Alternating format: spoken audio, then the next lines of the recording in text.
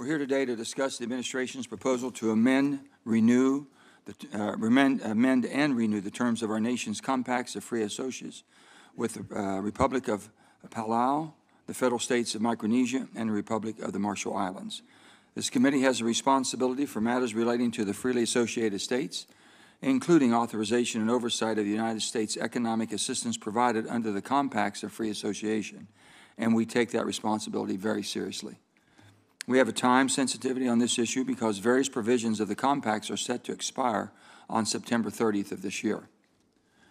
History and current events leave no room for doubt that U.S. strategic control and close alliance with our compact partners are vital to international peace and security in the Indo-Pacific region, which is why it's so important that we renew these agreements in a timely fashion.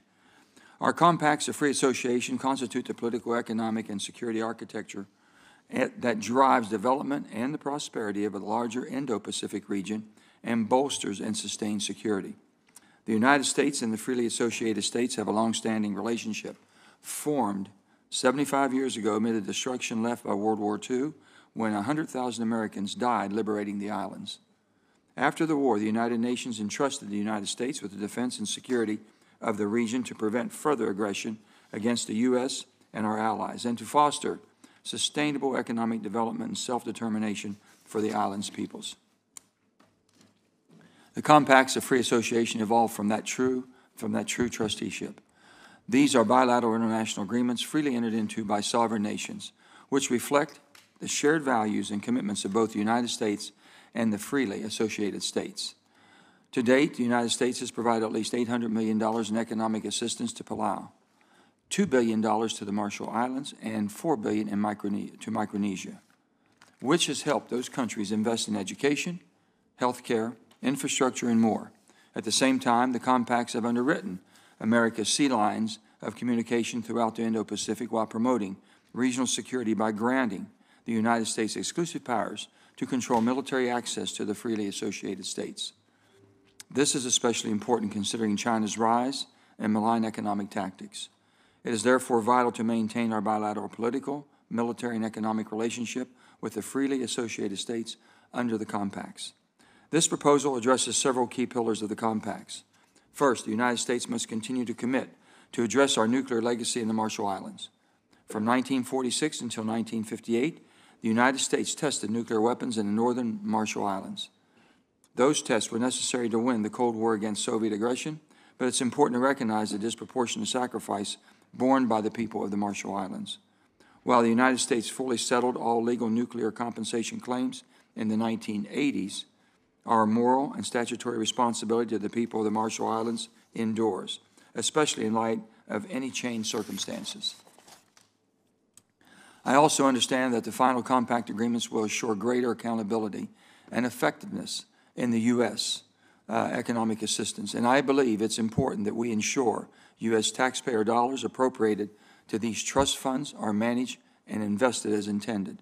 We must also ensure that these agreements provide the resources needed to continue economic development and mutual security in the islands.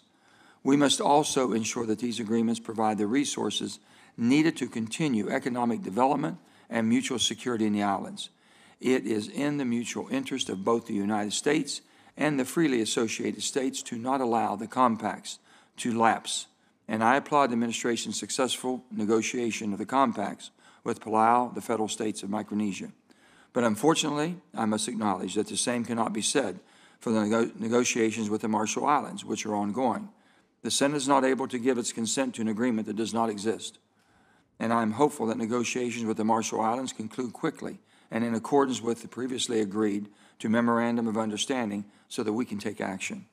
Congressional consideration of this legislation proposal comes as China is increasingly challenging the United States for regional influence. Renewing the compacts illustrates our commitment to a free and open Indo-Pacific. We are ready to get to work with our colleagues in the Senate, House, the administration, and the freely associated states to meet the demanding deadline for renewal and to ensure the continued success of the special relationship between the United States and the three freely associated states. I know our witnesses from the federal states of Micronesia, the Republic of the Marshall Islands, and the Republic of Palau have traveled great distances to be here, and I truly thank all of you for making that effort. And I look forward to our discussion today. Before I turn it over to Senator Barrasso for his opening remarks, let me just run through some logistics since we're doing things a little differently here this morning. We have two panels. The first panel before us will have witnesses from the administration, and the second panel will have witnesses from the freely associated states. We will begin with opening statements from our first panel and then turn to our second panel for their opening statements. Next, we will move to the question round for panel one, then on to panel two for questions. Now I'll turn it over to Senator Barrasso for his opening remarks. Well, thanks so much, Mr. Chairman. Thanks for holding today's hearing, and thank you to our witnesses for joining us today. Today we're discussing the administration's proposals for renewing the compacts of free association. The compacts are agreements between the United States and three strategically important island nations. Palau, the Federated States of Micronesia, and the Republic of the Marshall Islands make up the freely associated states. The islands are integral to our national security and our strategic interests in the Pacific. The compacts are crucial to preserving international maritime stability, maintaining geopolitical security, and countering Chinese hostility. The compacts create a mutually beneficial security and defense relationship between the United States and the freely associated states. The compacts give us exclusive military authority over the freely associated states' lands and waters. This strategic denial authority guarantees that our military can operate bases on the islands. It also allows us to deny access to any potential adversary in an area of the Pacific that is larger than the continental United States. This is a critical authority because Chinese aggression in the area is increasing. China is expanding its power in the Indo-Pacific region and is threatening the freely associated states. It's actively trying to upset the security and the power dynamic in the Pacific and threaten Taiwan. In March of this year, the outgoing President of the Federated States of Micronesia outlined Chinese attempts to undermine his country's ties to the United States through bribery and threatening public officials. China has also tried to use aggressive and coercive actions against the economies of Palau and the Marshall Islands by threatening their tourism and their fishing industries. I'm pleased the administration has reached agreements with the Federated States of Micronesia and Palau. I understand the administration is continuing to negotiate with the Republic of the Marshall Islands. These negotiations need to be completed as soon as possible. It'd be in all parties' interest to have the agreement signed into law that covers all three of the freely associated states. So I look forward to hearing an update from today's witnesses on the state of the negotiations with the Republic of the Marshall Islands. Mr. Chairman, the proposal that the administration sent us is extensive. It includes a request for $7.1 billion over 20 years and numerous reforms to existing programs. This proposal requires our scrutiny. I look forward to working with you and other members of the committee to ensure the administration's proposal is fiscally responsible and does reflect our national security interests. I'd also like to highlight the contribution of the citizens of the freely associated states to the U.S. Armed Forces. They serve at high rates and with high distinction. We owe them a debt of gratitude. I'm pleased that the proposal that the administration has sent us includes provisions that will ensure these veterans receive the care that they have earned. Mr. Chairman, I look forward to a robust discussion today regarding the administration's proposal, eager to work with you and other members of the committee to ensure that the compacts of free association are renewed. Thank you, Mr. Chairman. Thank you, Senator Barrasso. We're going to begin with Ambassador Yun, Special Presidential Envoy for the Compact of Negotiations. Then we'll go to Ambassador Cantor, Assistant Secretary for Insular and International Affairs with the Department of Interior. And then finally, we'll have Dr. Mohandas, Deputy Assistant Secretary of Defense for East Asia with the Department of Defense. Ambassador Yun, we'll start with you. Thank you, sir. Chairman Manchin, Ranking Member Barrasso, distinguished members of the Senate Energy and Natural Resources Committee, thank you for this opportunity to testify before you today. With your permission, I'll make short remarks and then submit a longer testimony for the record. Thank you. Our history with the three freely associated states, Palau, Micronesia, and Marshall Islands, began nearly 80 years ago. After World War II, the United Nations assigned the U.S. as administering authority over the trust territories of the Pacific Islands, which included Micronesia, Marshall Islands, and Palau. The compacts grew out of this relationship. Our compacts with Micronesia and the Marshall Islands entered into force 1986 and with Palau 1994. The compact reflects that these countries are sovereign nations in free association with the United States.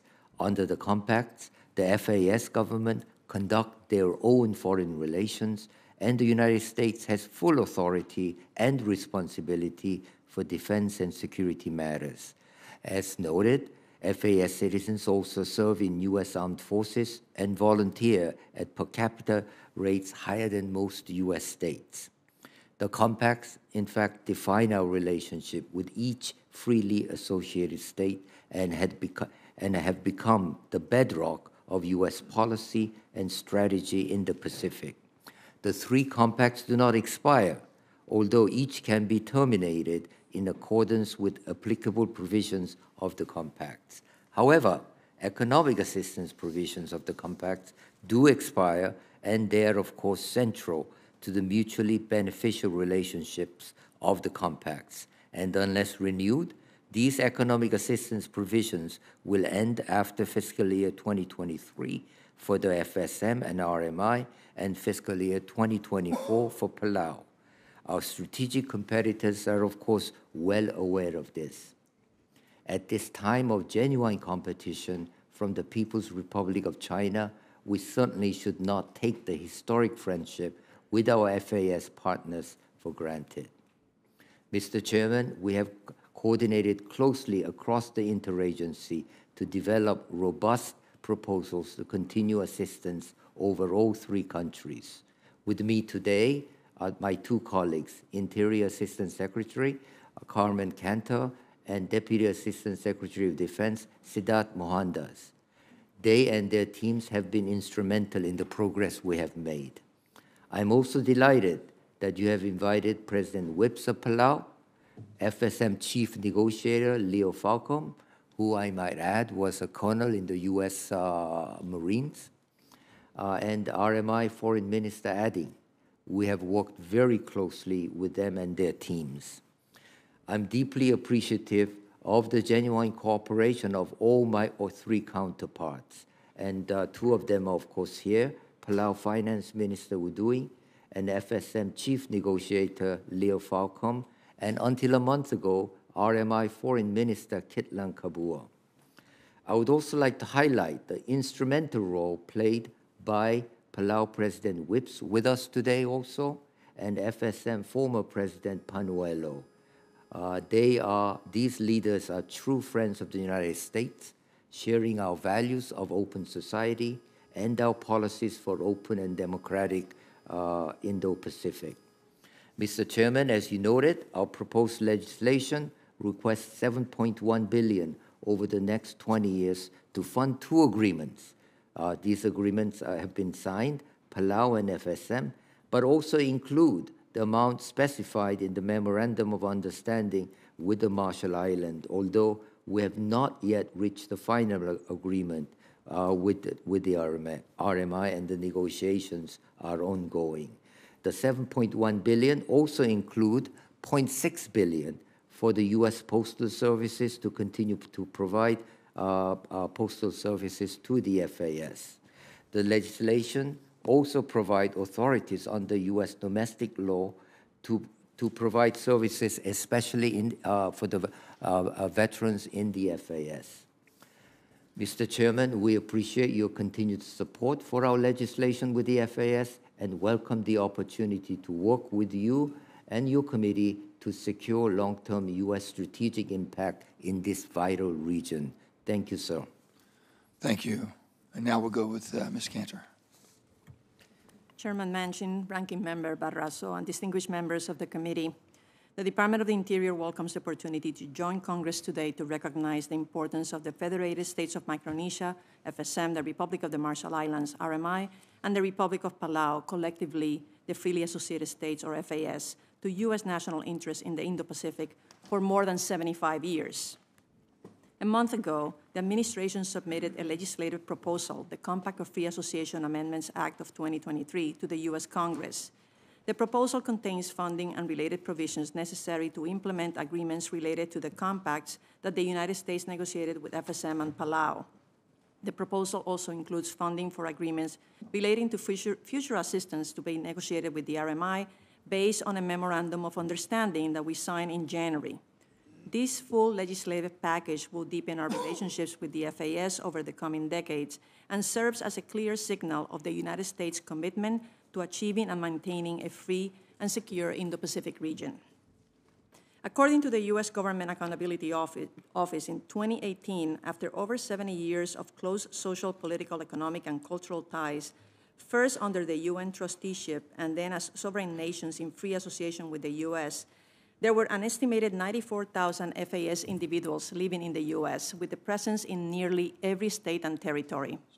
To put this in perspective, 94,000 is equivalent to about half the total population of the three nations. Moreover, roughly half of the FAS population in the U.S. are now U.S. citizens. These FAS communities serve in the U.S. military, and they live, work, and pay taxes throughout the U.S. For the past 35 years, the compacts have been a foreign policy, national security, and people-to-people success story. The administration's proposal builds on this success story. It includes supplemental provisions that rectify two long-standing challenges for FAS citizens. First, adopts language from the Bipartisan Compact Impact Fairness Act, which restores eligibility for key federal public benefit programs for FAS individuals while they are lawfully present in the U.S., an important long-term solution to the financial impacts of these communities on U.S. state and territorial governments. Second, our proposal also includes language to achieve the same goals as another bipartisan bill to provide U.S. military veterans residing in the FAS with improved access to the Department of Veterans Affairs benefits they earn and rightfully deserve for their service. However, the brave FAS citizens who have chosen to return home after their service face challenges to receiving their full benefits. These provisions will remove restrictions from the Secretary of Veteran Affairs that currently impede the offering of medical care to these service members. We have reached agreements or understandings for future compact assistance for each country that continues U.S. assistance in a reasonable and prudent manner. That includes assistance for education, health, environmental issues, and infrastructure. The United States and FSM agreed to a package that will provide $2.8 billion in grants over 20 years for core public services and infrastructure. The United States and Palau agreed to a package that will provide $729 million in grants over 20 years for core public services and infrastructure. While the United States and RMI have yet to complete negotiations on a full suite of agreements, we signed a memorandum of understanding in January, reflecting an understanding that we will offer assistance totaling $2.3 billion.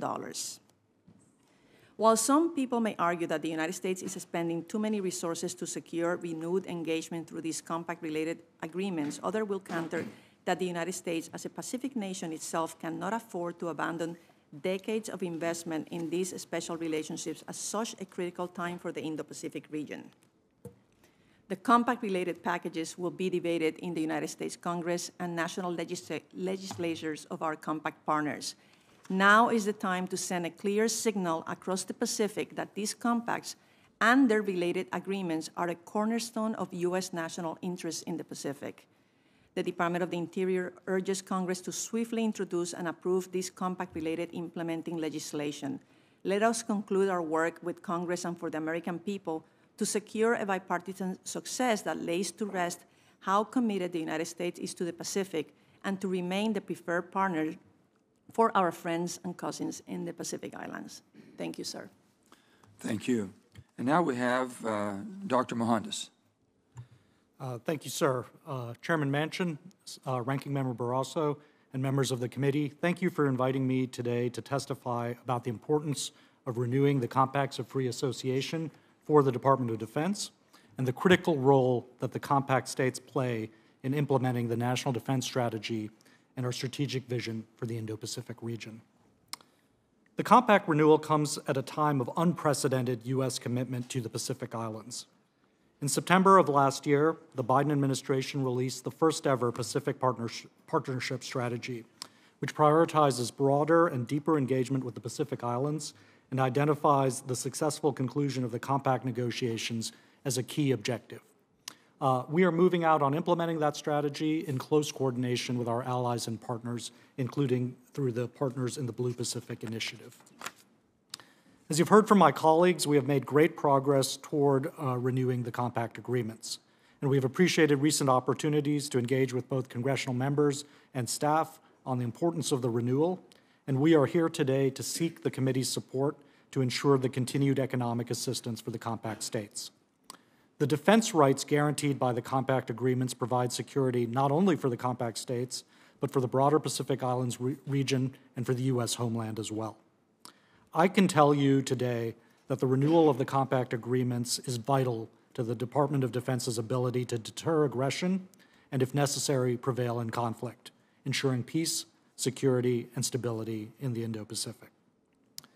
The most comprehensive challenge we face to U.S. national security, as identified in the Department's 2022 National Defense Strategy, is the PRC's coercive and increasingly aggressive effort to change the status quo of the Indo-Pacific region and the international system to align with its interests.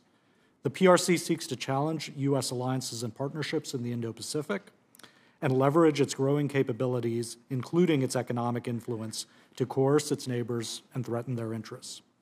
The PRC has also expanded and modernized nearly every aspect of the People's Liberation Army with a focus on offsetting U.S. military advantages.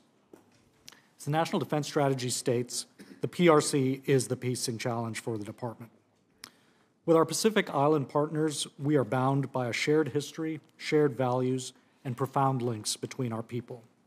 A renewal of the compact honors our commitments to the people of the freely associated states and facilitates continued strategic partnerships with our Palauan, Micronesian, and Marshallese partners, which is critical to our ongoing operations, force posture, and footprint in the Indo-Pacific region. Additionally, as has been noted, a unique aspect of our relationship with the freely associated states is their commitment and service in the U.S. military, which the Department of Defense is forever grateful for. The compacts of free association demonstrate our long-term commitment to our Pacific Island partners, and they provide value across two priority areas.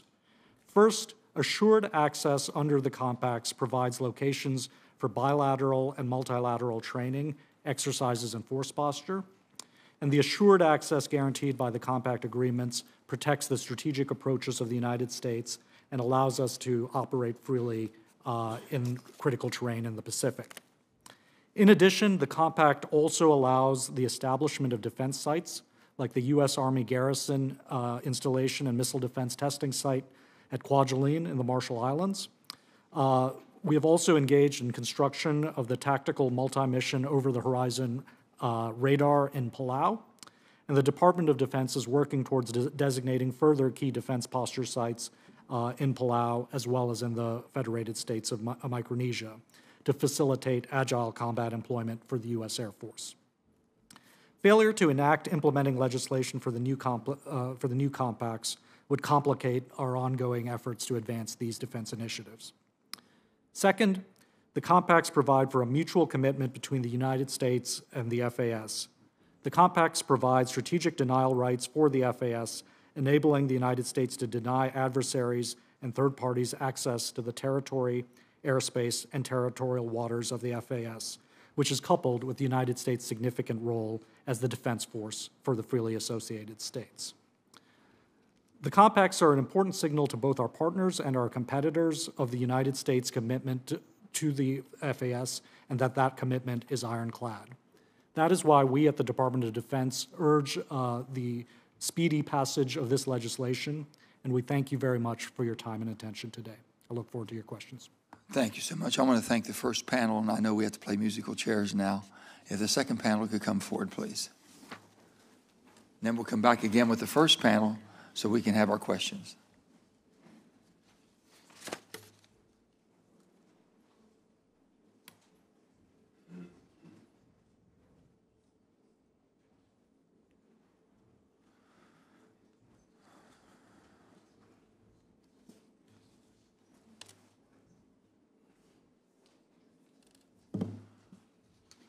First of all, thank you all for making the effort to be here, and it's going to be very helpful for all of us to get a conclusion here. We're going to start with President Whips Jr. from the Republic of Palau. Then we're going to go to Mr. Falcom, and then we'll finally have Minister adding foreign affairs and trade for the Republic of the Marshall Islands. So we'll start with Mr. President Whips, Jr. You want to give your testimony, sir? Chairman Manchin, Ranking Member Barrasso. Do that one more time. Okay. Chairman Manchin, Ranking Member Barrasso, distinguished members. Ali from Palau, and thank you for this hearing. Accompanying to me today are Compact Negotiator Udui, Senator Suino, Delegate Relulga, Ambassador Kiora, and my family.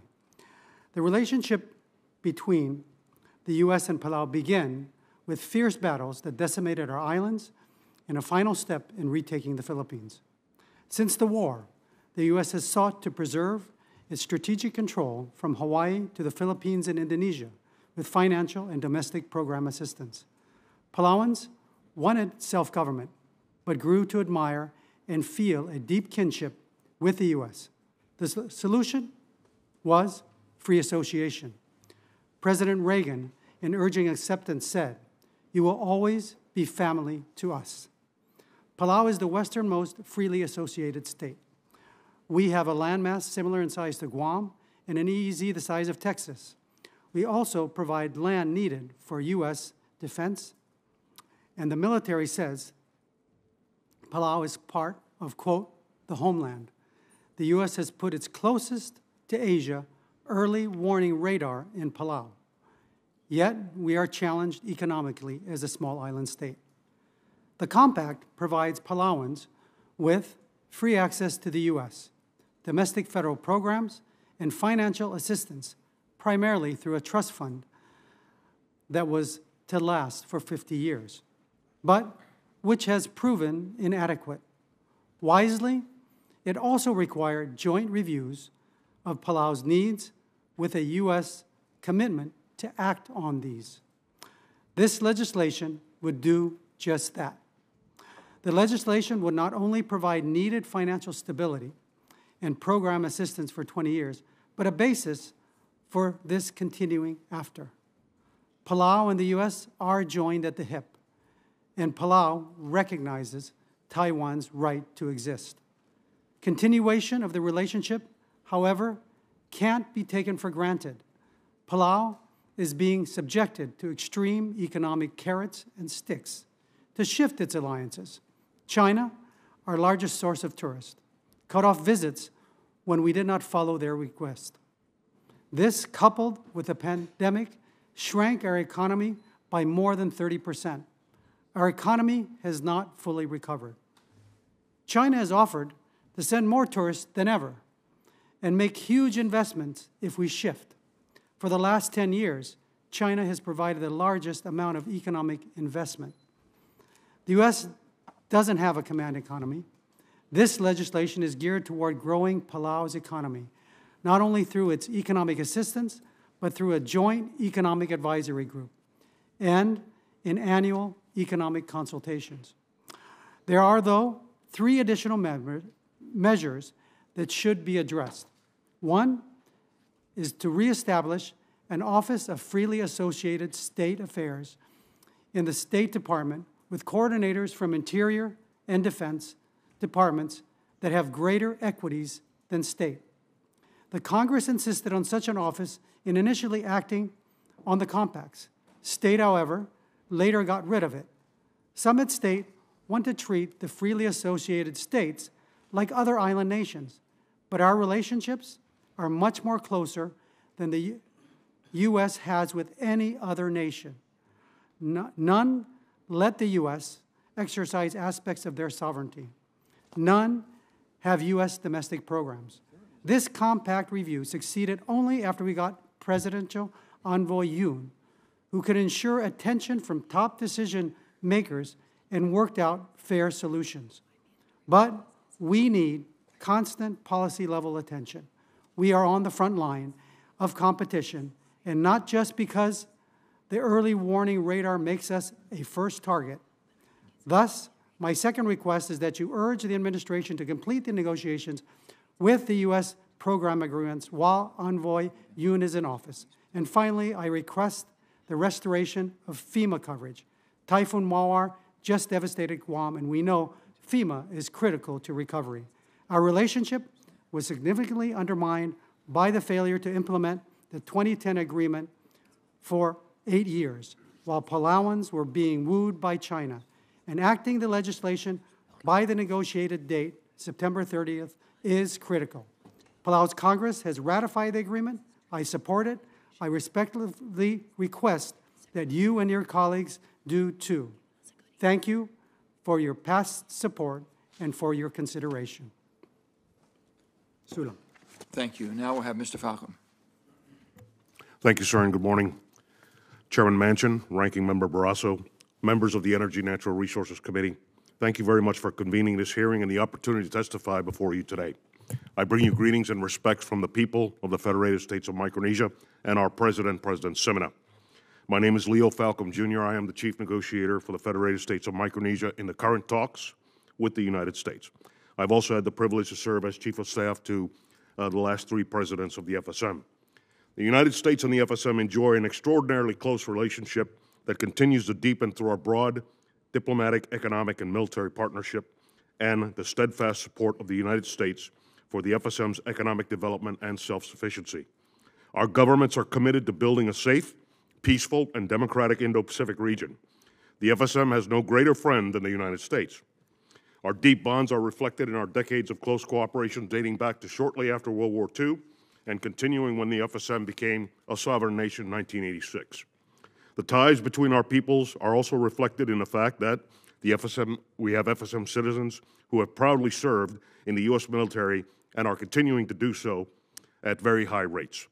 Thousands of FSM citizens proudly live, work, and study in the United States, contributing economically and culturally as members of their communities across many of your home states. We are most grateful for this privilege. When the FSM achieved independence in 1986, we entered into our first Compact of Free Association with the United States. The 1986 COFA, as it's called, was renewed and amended in 2003. Congress approved both prior COFA agreements with resounding bipartisan support, and we are pleased that this bipartisan support has not only endured, but is strengthened in the current Congress. Since the first compact entered into force, the FSM has continuously granted the United States security and defense rights in our territory, which represents a very large section of the Pacific Ocean of utmost strategic importance to both the U.S. and the FSM. This includes the right of the U.S. military to operate in the FSM and to deny foreign militaries access to use of FSM's territory. This defense partnership is vital to securing and maintaining peace and prosperity throughout the Pacific.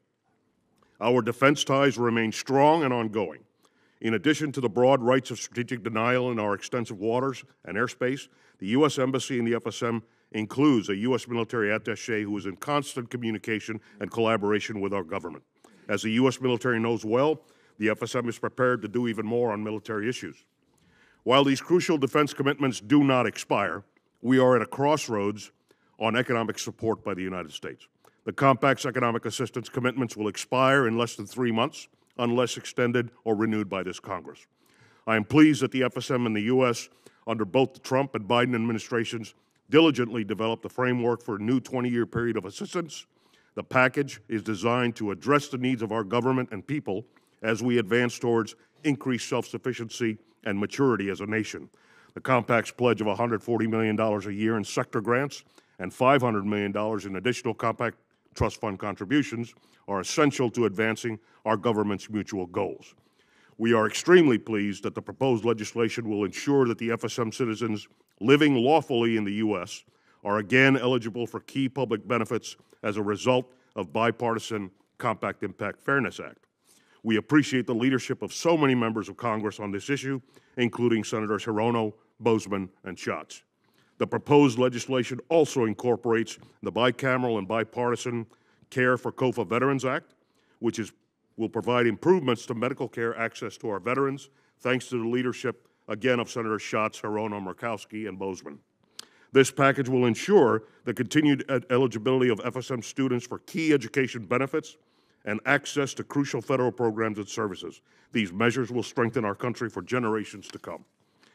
United States assistance will build on the advances made to date and enable the following important developments in this assistance period: increasing educational opportunities for children, teacher training, building and maintaining schools, upgrading the level of medical care in some hospitals, and increasing access to basic health care in our remote islands, protecting our environment and addressing the increasing effects of climate change in our vulnerable country, developing public infrastructure to include roads, ports, and bridges.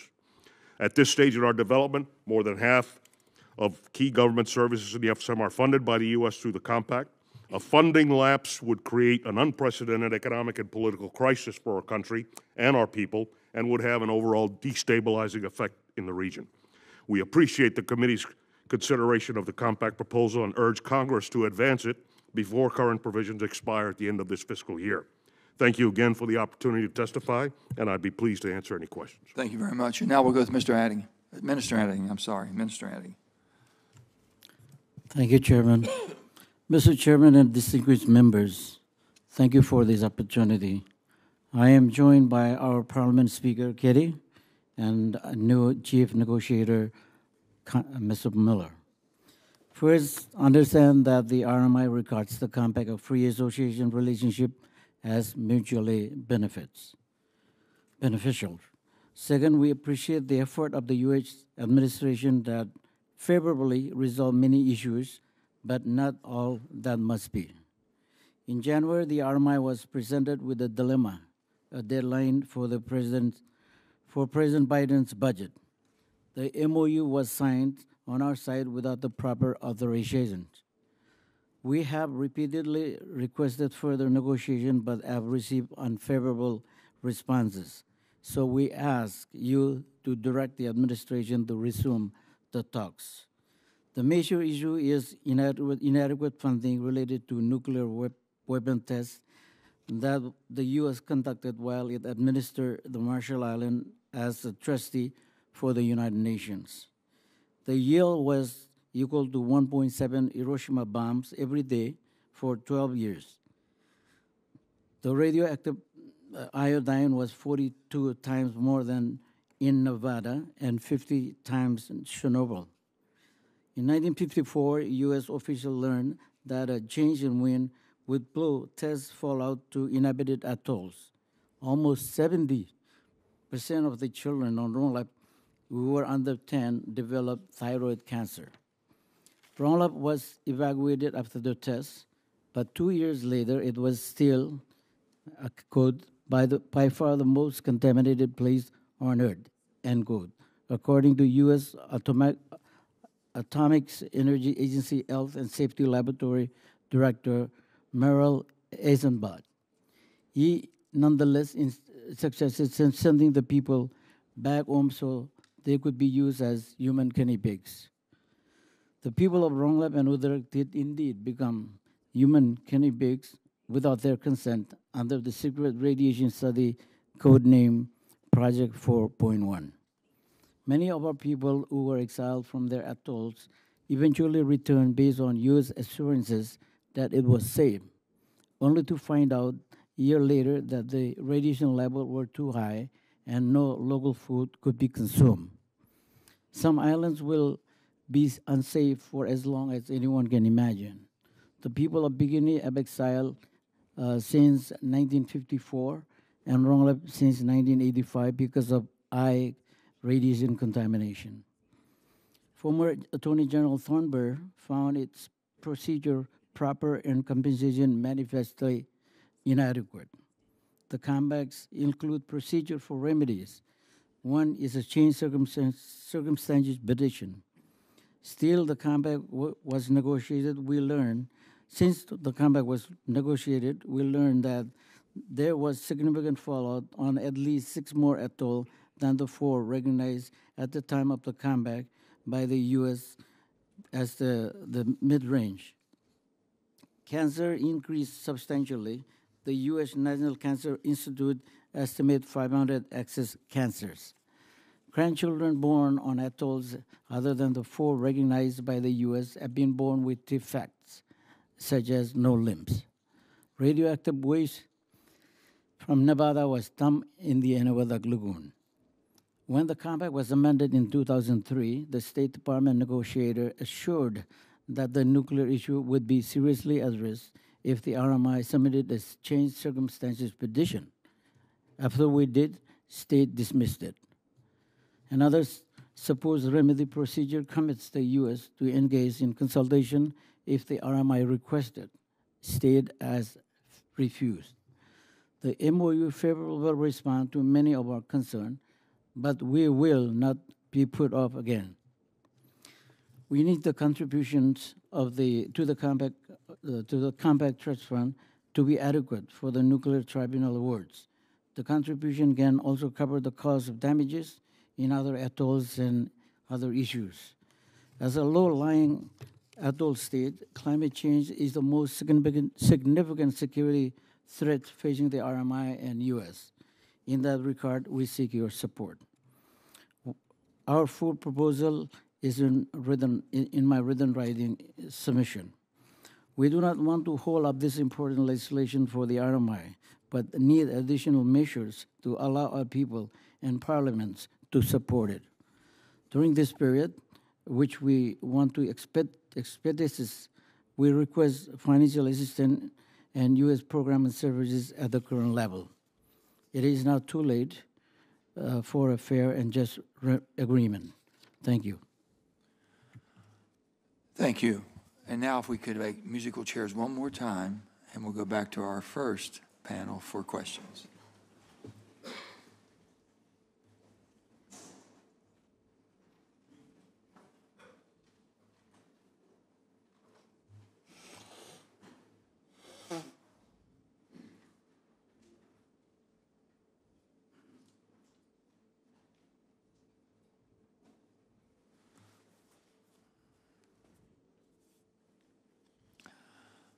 I want to thank you all back, and I'll start the questioning now. I have three questions. I'm going to try to get to all three, so if your answers could be pretty short to this. I think I'll go to Ambassador Yuen first. Ambassador, you noted in your testimony that representatives of the governments from each freely associated state signed a memorandum of understanding earlier this year, so all of them signed. It's our understanding that in doing so, they all accepted a good faith top-line offer of $6.5 billion in direct economic assistance over 20 years. I also understand that the total compact proposal includes funding for the U.S. Postal Service of $634 million, which brings the total package to $7.1 billion over 20 years. That was all agreed to, I understand. And as you noticed in your testimony, as I noticed in your testimony, it is important that we successfully renew the compacts of the Free Association to avoid any lapse in our assistance, the U.S.'s assistance, to all of these important partners. So I'm asking, the compacts of free association with the federal states of Micronesia, Palau, and the Republic of Marshall Islands is important to the United States. It's important to the compact and to the islands and also to us. So it's mutually important. Why is the mandatory funding necessary? Quickly, if you can. So mandatory funding is necessary so that these island states can plan their future. We had an experience. Mandatory funding started when? What years did we actually start mandatory funding? We've done it every time. The first time, 84, so we did it. It started in 1980s. Yeah, and we also did it in 2003. Gotcha. The only one we didn't do it was for Palau for their last agreement, and we didn't do it. As a result, their agreement took 8 years to be passed by the Congress, and as a result, they could not plan yearly budget and so on. This is why So it gives you sustainability. It's important for them to have sustainability, to be able to plan their life out for the next 20 years and be able to take care of their yes, citizens. Sir. Yeah. Okay. My second question is going to be also to you and to Ambassador Cantor. The proposal requests the funding for the compacts be appropriated to a new compact assistance fund administered by the Secretary of State rather than the Secretary of Interior, even though jurisdiction and responsibility still will remain with the Interior Department.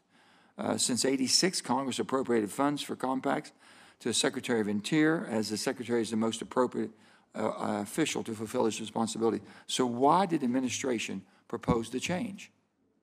Secretary, Honorable Cantor, Secretary Cantor, we'll start with you, and then we'll go back to Mr. Thank you, sir. I understand that OMB, the administration, chose state due to the current focus on the region, on China. As you know, the world has changed over the last 20 years. My understanding is that there is going to be a new account at the State Department, but at the same time, they're going to leverage our expertise, at DOI, since we've been implementing this since the 1950s. Is it just another layer? Can it cause us more bureaucratic uncertainty? It could. It's something that, we ask, why OMB, chose this, but it's basically so you didn't offer it up and say, let them help us. My understanding is that we didn't offer. Okay, we'll figure this one out. Okay, we're going to figure that one out. Mm-hmm. Now, my final question goes to Ambassador Yun and Special Envoy, really all three of you. We understand that negotiations with the Marshall Islands have yet to conclude. This is concerning because Congress faces a daunting deadline to complete our work in the compacts before the end of this fiscal year. What is the plan for the compact negotiations with the Republic of Marshall Islands to get this finished? And if we'll start with Dr. Mohandas, and we'll go right up the chain. Thank you, sir. So we are not directly involved in the negotiations, so I'll defer to Ambassador Yun on that. But what I will say is, from the department's perspective, we are strongly in favor of a quick resolution of the issue. Ms. Cantor. Sir, we are hopeful that we will resume negotiations with the RMI, but if the amendments to the compact with FSM are not ratified by September 30th, and there is no other extension of the funding, FSM will need to rely on their Compact Trust Fund for financial assistance. This will be the same thing with RMI, and then with Palau, the economic assistance doesn't expire until 2024, so they will continue to receive economic assistance. I think the question was directed to you, Mr. Yun, because you have been the Special Envoy for Compact Negotiation. Tell me what's going on and what's the hiccup here. Look, so, to be completely frank with you, we have offered them $2.3 billion over the next 20 years, and that memorandum was signed some months ago. And so it does puzzle me as well why it has become not acceptable. Of course, the reason they state is that it's because the nuclear issues have not been resolved. The nuclear issues have not been resolved yet. I'd like to point out two aspects of nuclear issues. One is, as you rightly mentioned, sir, our legal responsibility for nuclear liability has been met, and they have agreed to that. That was settled was that not settled in the 1980s? It was settled in 1980. But we've always still but we've always the needs of the citizens. Exactly. We've always felt that there were additional needs. We still feel that way, right? We still feel that way, which is why within the $2.3 billion that we offered them, $700 million was set aside to put into the trust fund. And that $700 million could be used for development, education, environment, issues of nuclear atolls, as well as other atolls. So from the beginning, RMI government has insisted that they would like to have a bigger role in setting up their priorities. So which is why we put that aside for them to decide how they want to apportion them, with obviously some oversight from the United States. Thank you so much. And I think when we get to our second panel, we'll get a little bit more into this concerns. With that, I'll turn to my friend, Senator Barrasso. Thanks, Mr. Chairman. Ambassador Young, then just if I could say, will you commit to keeping members of this committee informed on negotiations as they unfold on this critical matter?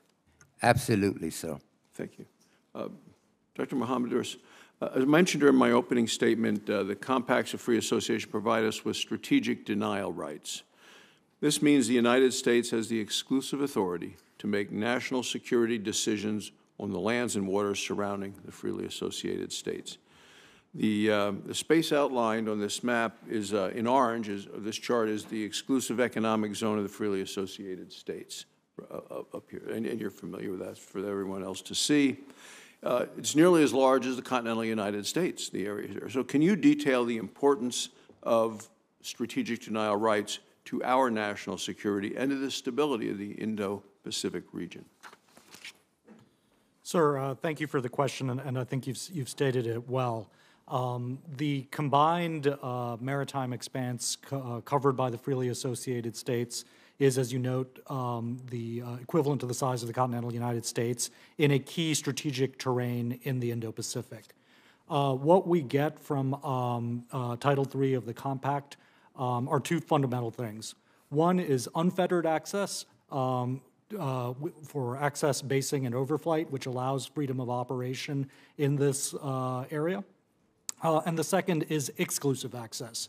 We have the ability to deny foreign militaries access and the ability to operate in the exclusive economic zones of the freely associated states.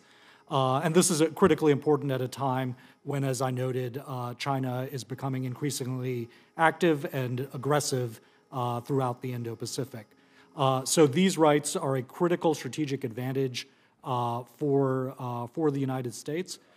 They're critical to our strategy in the Indo-Pacific, and that is why we strongly endorse passage of the economic assistance package, because we see that as reinforcing of our security guarantees. And Ambassador Yun, China is aggressively engaging in the Indo-Pacific region, working to rapidly increase their power, their influence. Should concern all of us that in April of 2022, the Solomon Islands signed a security pact with China. China continues to threaten the freely associated states and other U.S. territories. Could you explain how renewing the compacts of free association will help to counteract China's aggression in the region? There's no question in my mind that both the economic provisions and security provisions will ensure that these compact states will not be in any way aligned with China. So, I also want to point out that these are countries that we've had a historic relations with. They share same culture, and many of them have English as their spoken language, and many of compact states folks live in the United States. Where I come from in Oregon, we are home to many Marshallese and Micronesians there.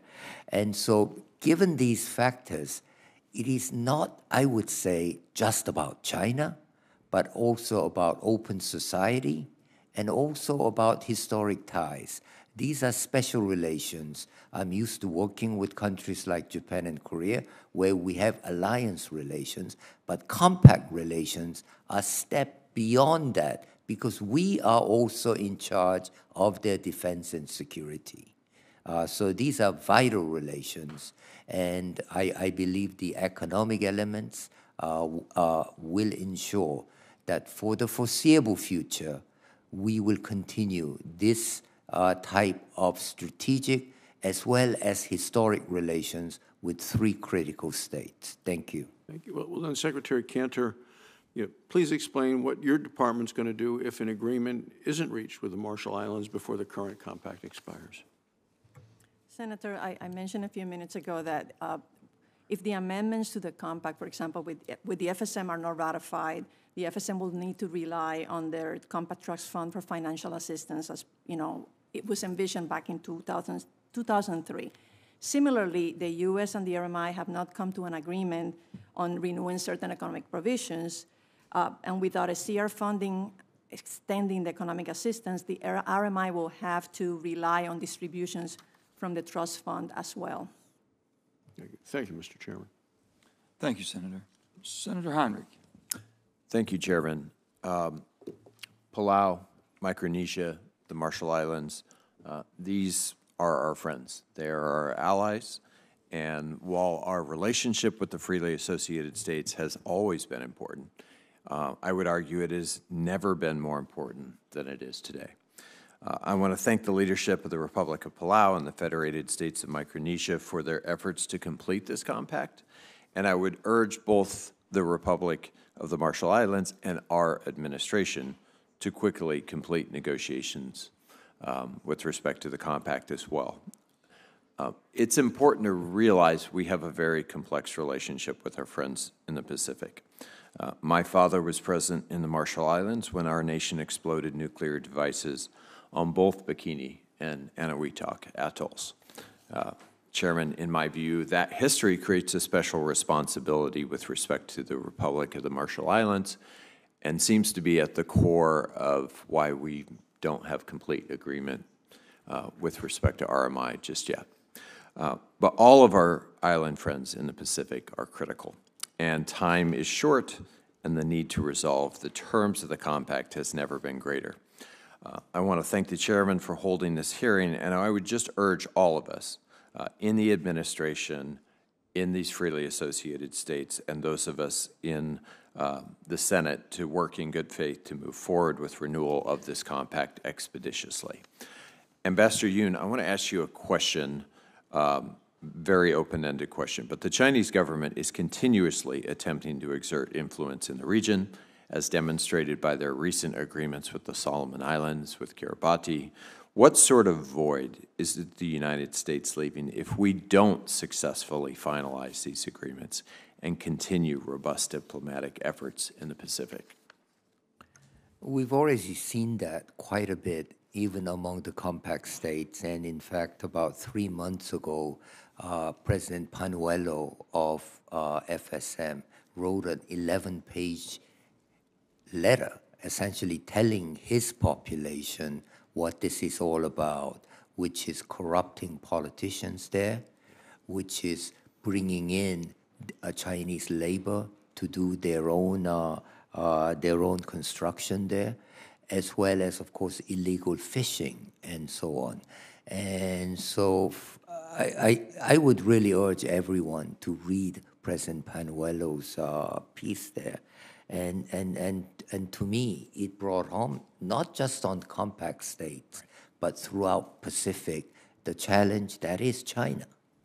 Yeah, Ambassador, I could not agree more. And I want to follow up on that issue that you raised of illegal fishing with Dr. Mohandas.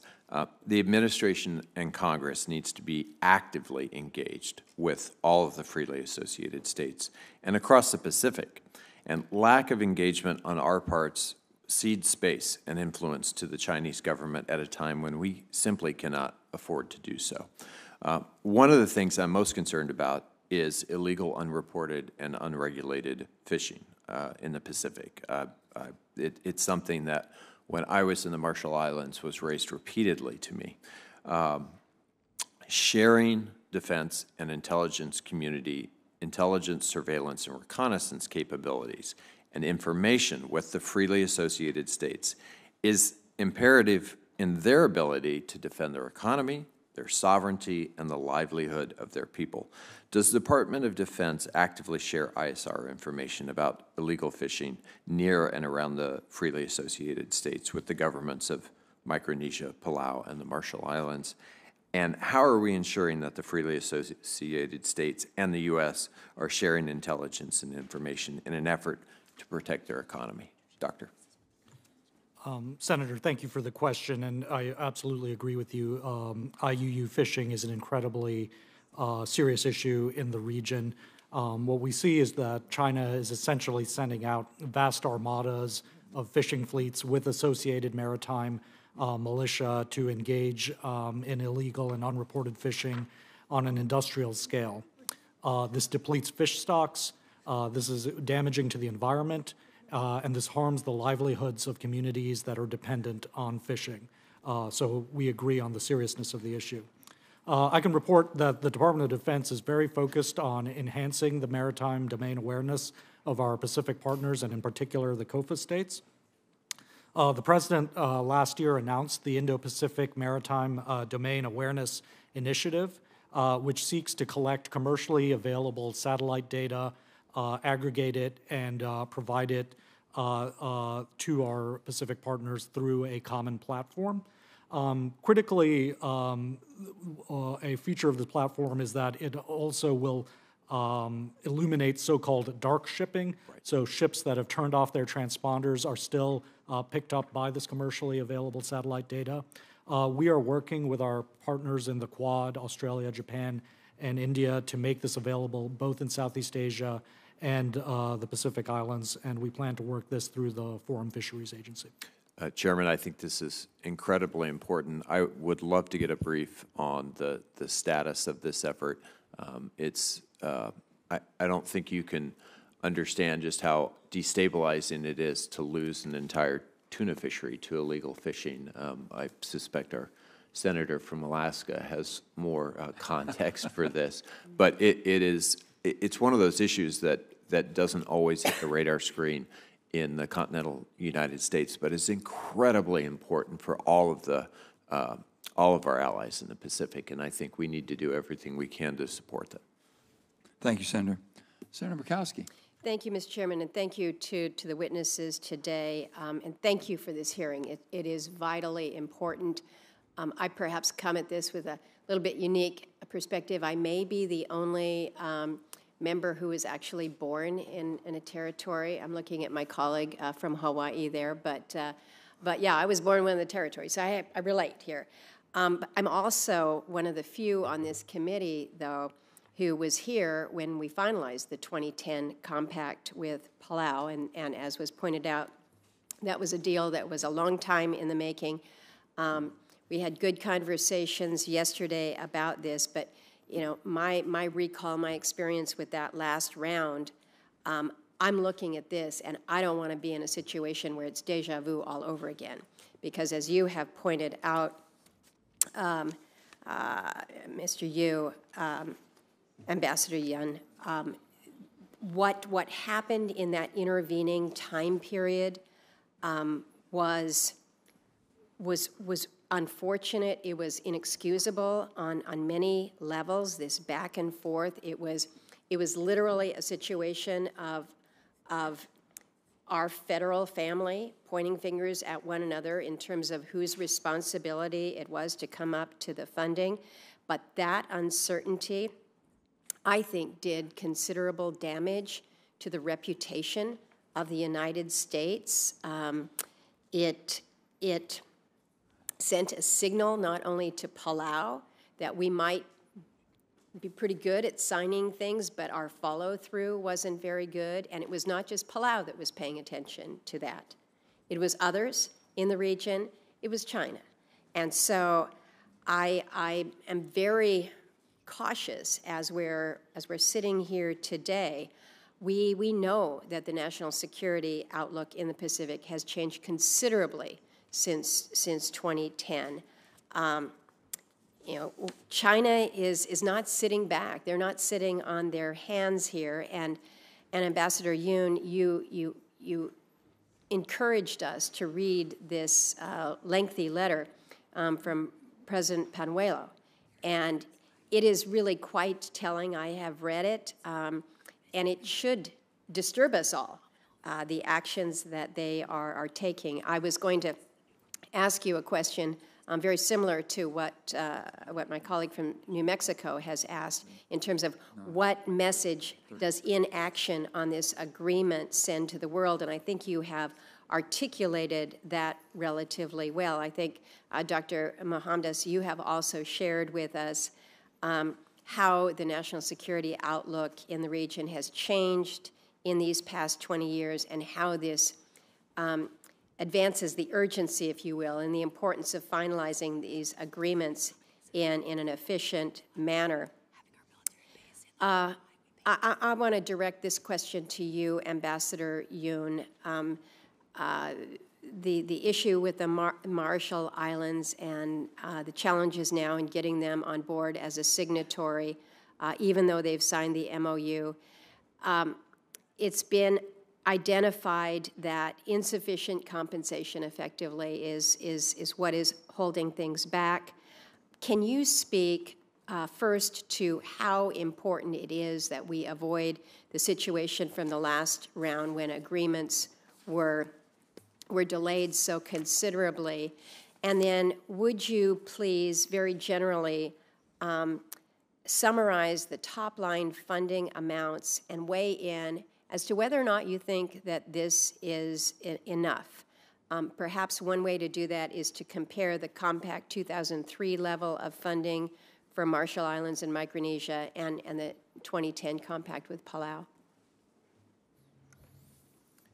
Thank you, Senator Murkowski. I think you can understand that with my Marshallese counterparts here, I am a little bit reluctant to get into too deeply into the weeds because they are new to negotiations. As you know, they've said they've changed the chief negotiator, who used to be Kitlang Kabua, now Foreign Minister Jack Adding, and chief negotiator Philip Mueller are with us today. But we talk frankly with each other, as well as the Speaker Keddy, who is here.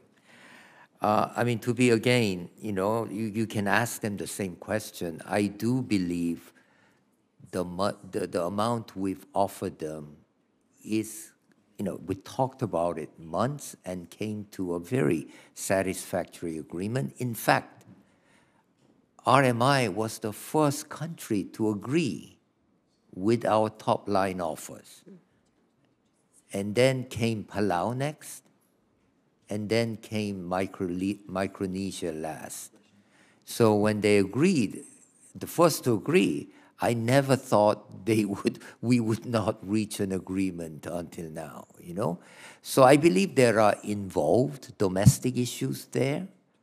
There is an election coming up in November. And for a while, there were rumors that there would be a vote of no confidence in the president that would be coming up next week. So, I mean, again, despite being uncomfortable speaking in front of my Marshallese friends, I offer that as maybe partial reasons. Domestic politics, of course, triumphs everywhere over anything else.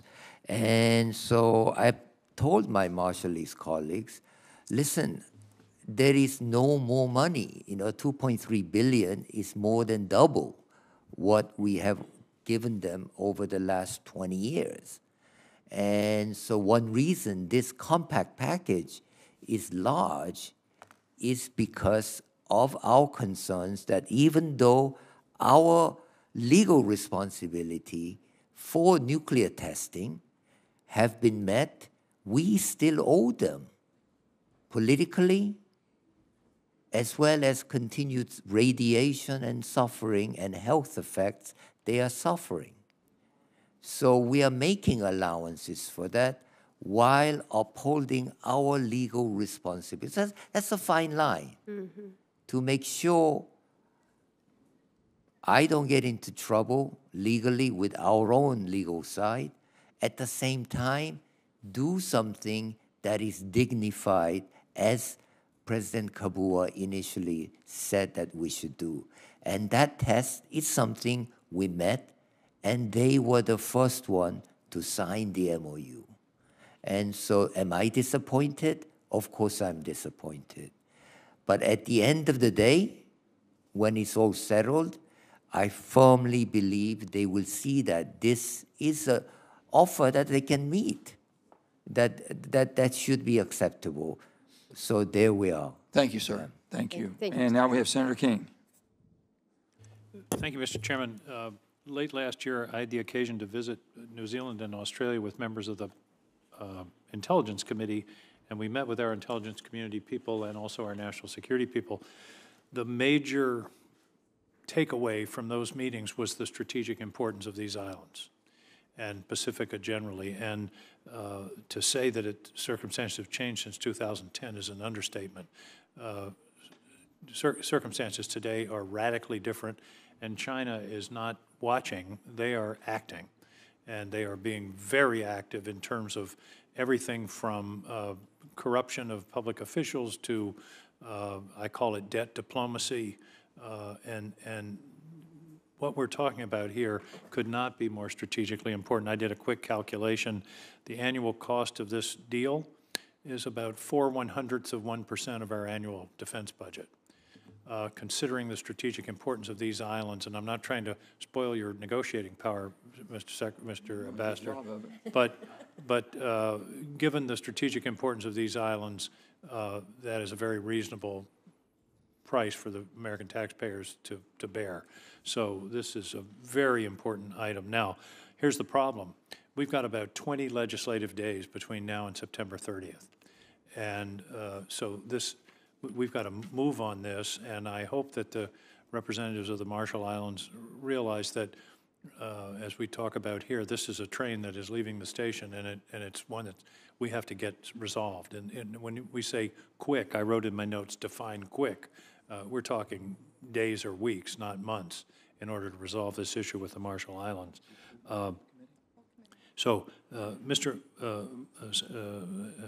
Mohandas, am I right about the strategic importance? I mean, we've all touched upon it, but I don't think that can be emphasized enough. Senator, you are absolutely right. This is a key strategic terrain.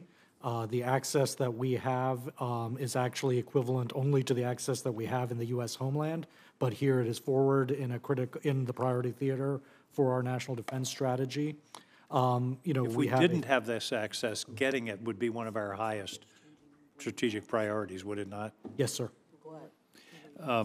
Ambassador Yun, one of the proposals has been for the recreation of an office dealing with the freely associated states in the Department of State. Does the department have a position on that? It seems to me that's something that might be important in resolving the overall issue and elevating these islands to their proper importance.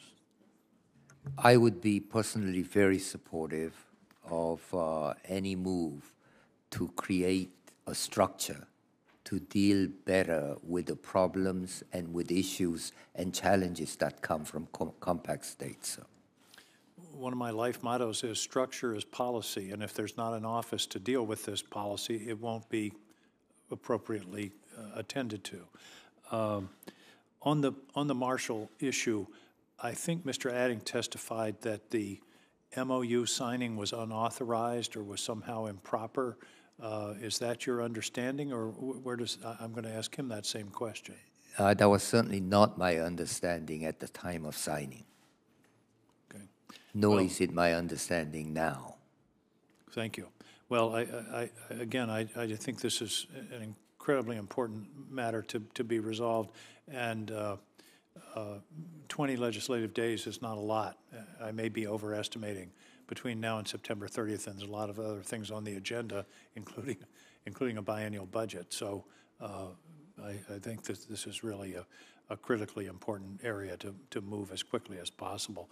I see the chairman had to go to an appropriations meeting. On behalf of the chairman, Senator Hirono. Thank you. I'll take the gavel until the chairman comes back. Senator Kelly.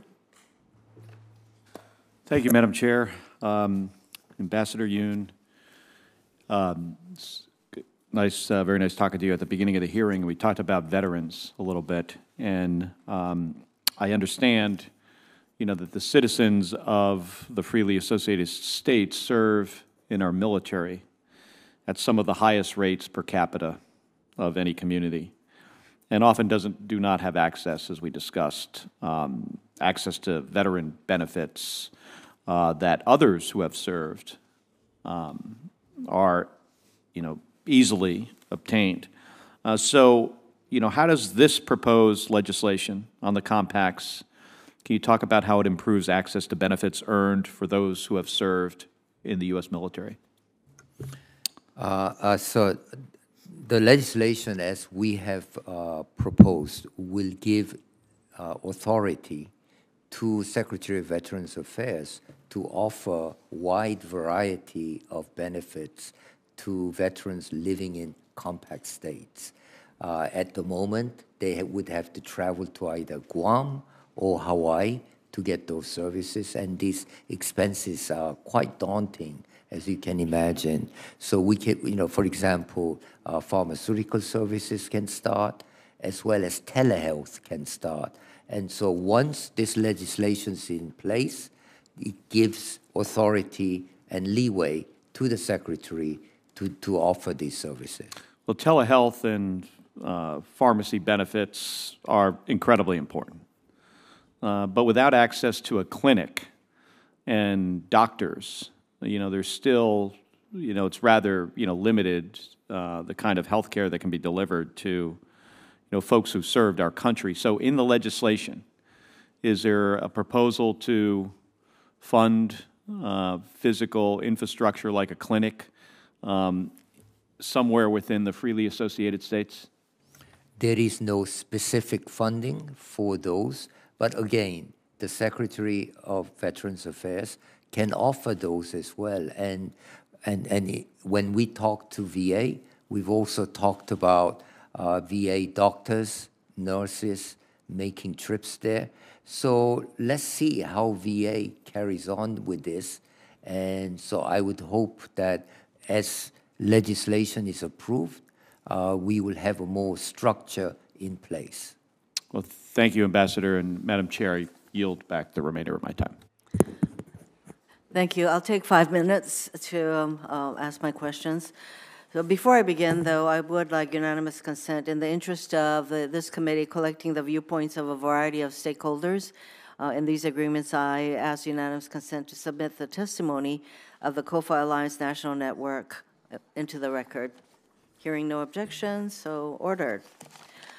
There's absolutely no question how strategically important the compacts are, and Ambassador Yuen, you have been working assiduously on these agreements for, I would say, close to 2 years, and certainly my office has been very much in contact with you on an ongoing basis, because there's some very important provisions in this iteration of our compacts, and while the defense aspects of the compacts continue, the economic support that we provide under the compacts are an integral part of these compacts, and that's what this committee and what Congress is confronted with these agreements.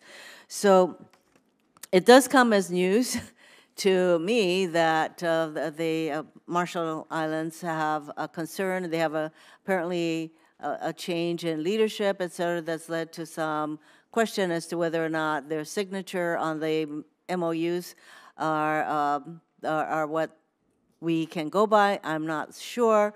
But I do share the sense of urgency as expressed by other members of this committee, particularly the person to the right at the moment. So we don't have a lot of time. Secretary Cantor, you noted that if the Marshall Islands do not agree to these compacts, and we cannot force any independent nation to sign these agreements, you say that they will need to, for the economic part, to resort to the trust fund. How much is left in the trust fund for the Marshall Islands? I don't have the exact figure, but I'll get it for you. Does anybody do the other two? It's about 600. Testifiers? Yeah. Okay, 600 million. About 600 million. 600 million. Over and that trust fund is supposed to last for 50 years. I don't know how long we're into the trust fund at this point. The trust funds are designed to last in perpetuity. Oh. And so it would be very damaging to go into corpus at this point. We would like to build the trust fund more, and I'm sure my counterparts in RMI would agree that they would want to build it more. And so there's about 600 million for the Marshall Islands in the trust fund. Meanwhile, there's 2.3 billion for the Marshall Islands under these compact agreements. Yes, over the next 20 years, yeah. And it is up to the Marshallese to decide how they want to allocate some of this economic assistance. Some of that 2.3 billion, yes. You and I have discussed the idea that we can't wait 20 years before we focus on the portions of the compacts, and there should be an ongoing engagement with the Marshallese. And as President Whips has said, he has requested that we reestablish an Office of Freely Associated States Affairs at the level of the State Department's Office of Australia, New Zealand, and Pacific Islands. Do you agree? Well, I'll ask the entire panel. Do you think that is a good idea so that we can have an ongoing engagement with our friends in our compact nations? I'm not sure my colleagues at State Department would agree, but I certainly would agree. Well, we don't have the State Department sitting here. So, Interior, Secretary Cantor? Yes, I agree with that. Dr. Mohandas? Obviously, defer to the State Department on how it organizes itself, but we're supportive of anything that will enhance relations with the compact states. I think that I certainly agree that this is something we should do, because I recognize that, as we can't wait 20 years for us to pay attention to the needs of our compact friends. And by the way, this particular compact has two really important provisions, and that is the restoration of key public benefits, and clearly the veterans benefits that has been discussed. Those are two, I would say, key provisions under these compacts that have been pretty much a long time coming, and we're going to need to deal with that. So time is short. I would urge our friends from the Marshall Islands to be aware of the time frame. And I hope that we can resolve some of these issues. And by the way, Ambassador Yoon, are you going to continue to negotiate provisions of the compact? Certainly, I would like to see through these three compacts, ma'am. So is that yes? Are you going to reopen negotiations with the Marshallese? Oh, of course, I'm open to negotiating with Marshallese. I've never been closed, and so we are waiting for them to really come back to us with what more needs to be done. In particular, fiscal procedures agreement and trust fund agreement, we need to work out with them. Okay. Before I turn to Senator Cortez Masto, I would like to thank you, Ambassador Yoon, in particular for your openness in including provisions that had not been addressed before. And to the other panelists, thank you very much. Senator Cortez Masto. Thank you, Senator Hirano. Thank you. Let me just echo the comments of my colleagues when I say that the freely associated states are vital allies, right, of the United States, as well as strategic partners. I thank you for being here in the panel. I look forward to the conversation with the next level set of panelists as well. We know that for nearly 100 years, our countries have worked together to build a freer, more prosperous world. Now, at this critical juncture in history, it is imperative, for all the reasons that we've just talked about and you've heard today, that we continue our partnership with as much vigor as possible. So I am hopeful that the follow-through on all of these negotiations with our friends and allies come through here, because it is so important for the reasons we've talked about. I've just got one follow-up, and then I'm going to let this panel go. And this is for Ambassador Cantor. I know in the past, the Bikini Fund, there has been concerns about possibly the depletion of those funds. And lack of oversight by, I think, the Department of Interior at times. Obviously, there's an important reason why we want to make sure the funds get to where they need to go. So can I ask, for the Department of Interior, what actions have you taken to really provide that essential oversight for these funds in light of what we have seen in past with the depletion of these funds? Senator, thank you so much for that question. We are very aware of the recent reporting on the KBE management of the trust fund since the 2017 rescript. We have taken this very seriously, and we're committed to work to address the concerns of the members of the KBE community. We recently received an accounting of the current balance. It was almost $59 million back in 2018, and now it's down to almost $100,000. We are, during the negotiations, we have been working very closely with the other countries, especially trying to strike a balance between, their self-determination and autonomy of their governments, and at the same time, we're trying to make sure that there is, the accountability, the oversight, the transparency is there. We need to make sure that every dollar is that is being spent on these compacts is, accounted for. I'm proud of what we have done. We continue to work with others within the Department of the Interior. We have reached out to the Office of the Inspector General regarding the management of the trust fund. We might be talking to other members of the interagency as well. But again, we are taking this very seriously.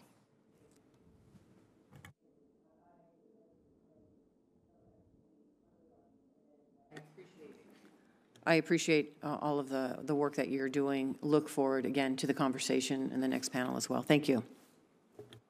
I'd like to excuse the first panel. Thank you very much. And for the second panel to come back. And we can start the questioning with Senator Cortez Masto.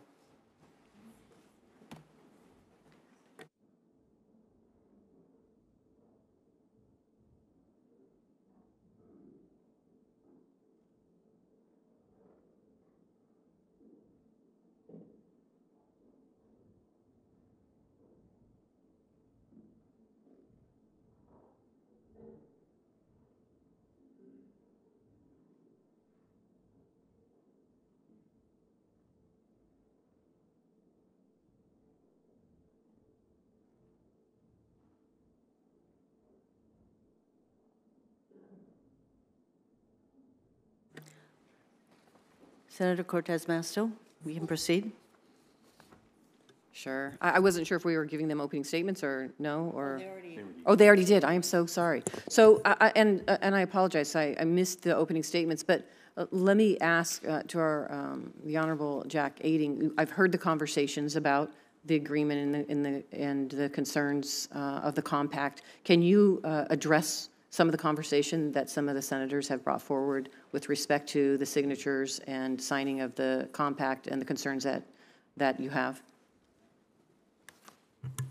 Thank you, Senator.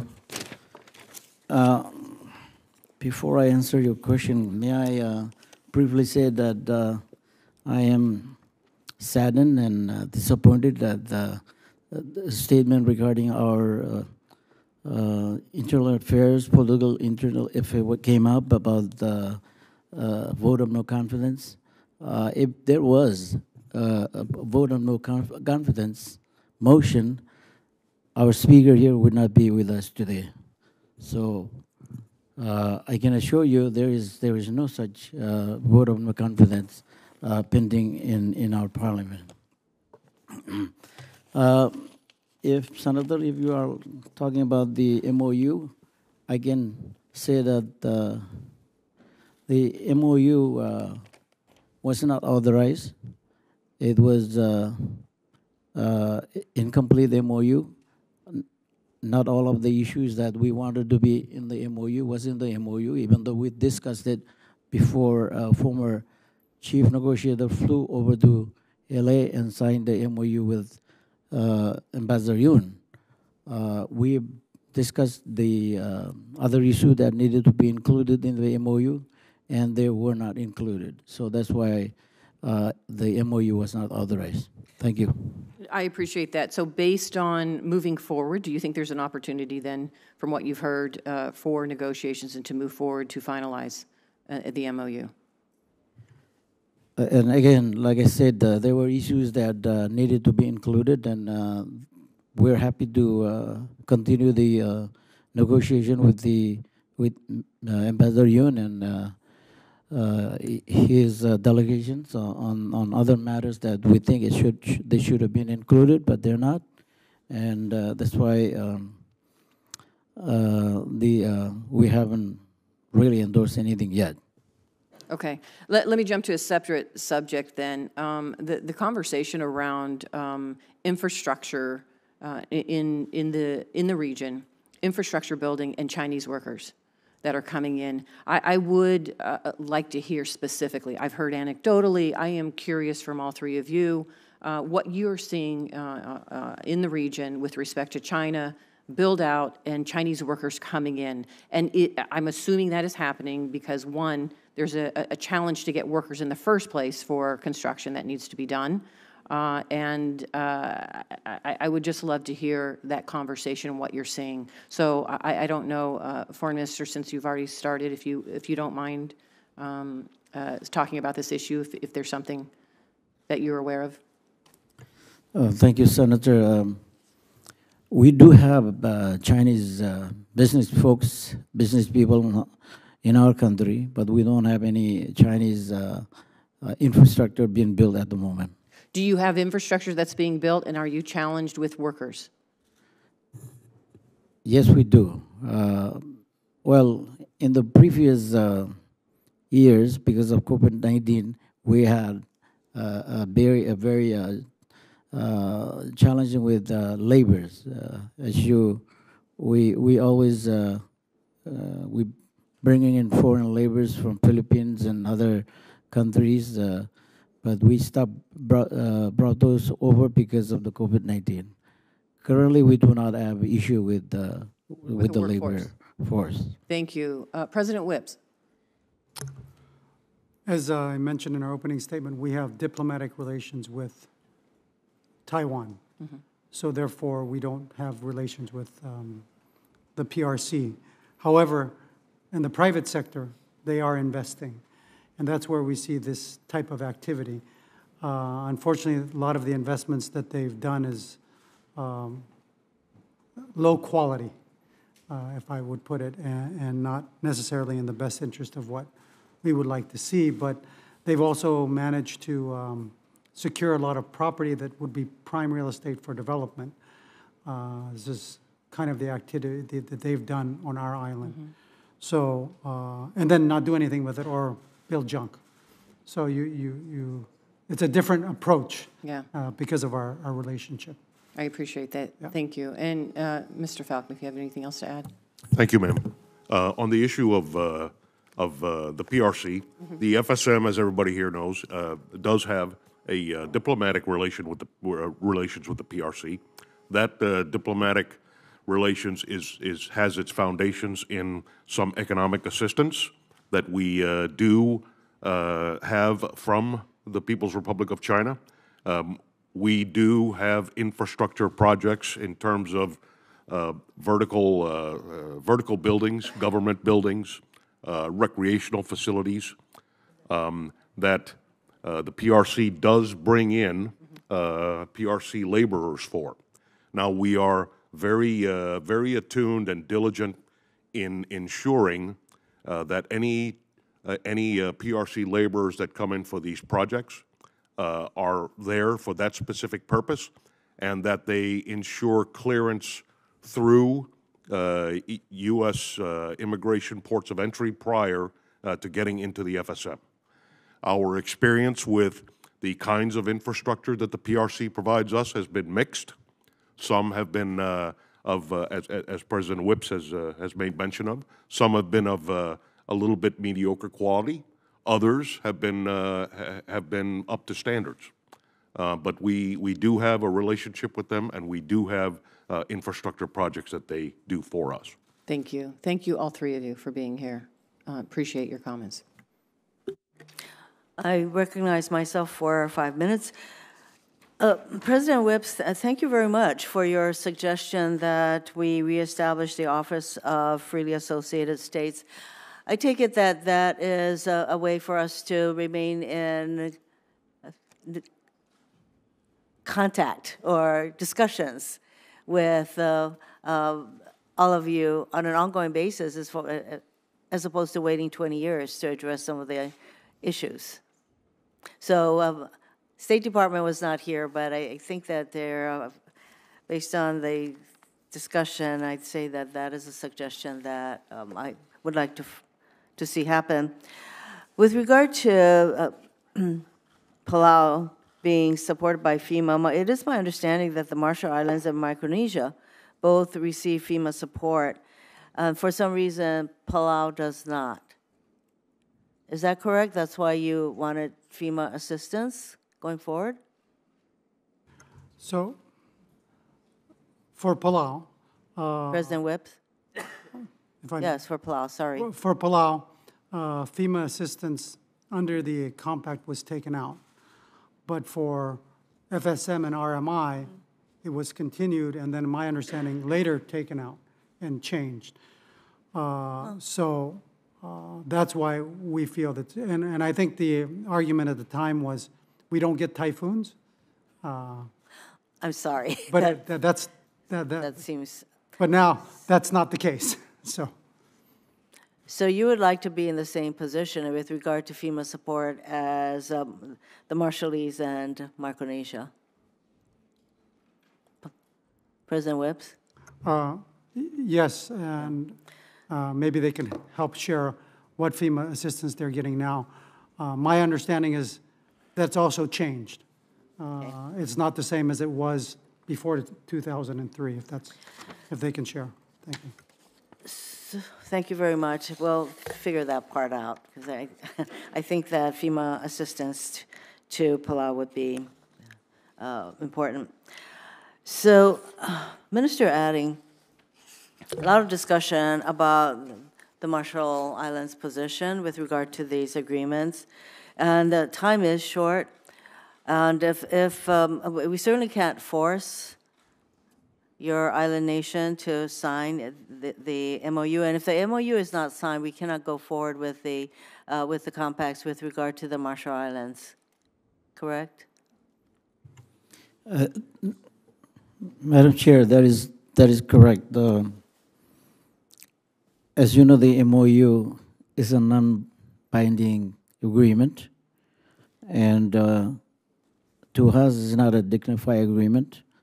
And so that's why we have that the committee or the Congress direct administration to continue the discussion on the compact issues. The concern is, as articulated here, is that if there are no changes with regard to the Marshall Islands in terms of the economic support, that the Marshall Islands will look to the trust fund, some $600 million left, which gets you into the corpus of the trust fund. Is that what would happen if we do not, if the Marshallese do not conclude this agreement? Madam Chair, I understand the trust fund was established for the purpose of continue funding the operation of the RMI government, should there be no new compact. And Madam, we're ready to, and we're prepared to go that route. We're prepared to use the compact trust fund to continue the operation of our nations. That does get you into the corpus of the trust fund, however. So our hope is that there will be a successful resolution so that we can conclude the compacts with all three island nations. Very important for all of us. It's a mutually beneficial compact. For Mr. Falcom, are there areas not addressed in the compacts and auxiliary agreements that are a priority for Micronesia? Ma'am, are you referring to, did you say areas that are not They're addressed? not covered. Are there additional areas that you would want us to pay attention to? Well, thank you very much, Senator. As you know, we are at about the 98, 99% solution for finalizing our federal programs and services agreement, just two services in particular. Those have not been finalized yet, and we are in the final stages of trying to secure the right language and the right terms for USPS and for disaster assistance. We don't anticipate that that is going to be too much of a challenge, and we anticipate that we'll be able to come to a mutual agreement sometime within the next month is what we're hoping, or sooner. Thank you. I thank the panelists, and I turn to Senator King. Thank you, Madam Chair. Mr. Adding, I'm somewhat confused. I guess you've cast doubt upon the signing of the Memorandum of Understanding. However, are the Marshall Islands accepting of the top line number that's specified in that Memorandum of Understanding? Thank you, Senator. We appreciate what was addressed in that MOU, but we feel like there are other issues that needed to be included, and especially additional funding for the nuclear affected populations. So I take it that's a no. That is a no. You're not committed to the top line number that was agreed to in the Memorandum of Understanding. That's correct? That is correct. Thank you. Well, I hope that this issue can be resolved, because, as I say, when a train moves through this place, you never know when the next one is going to come.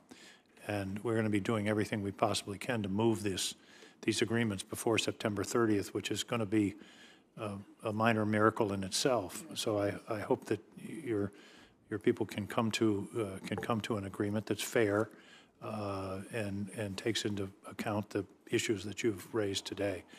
Thank you all for joining us here today, and for the seriousness with which you've come to the table to treat on this issue. Thank you very much. Thank you, Madam Chair.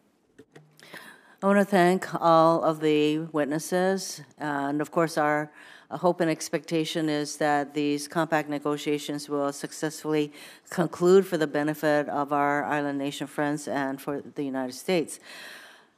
Members will have until close of business tomorrow to submit additional questions. For the record, this committee stands adjourned.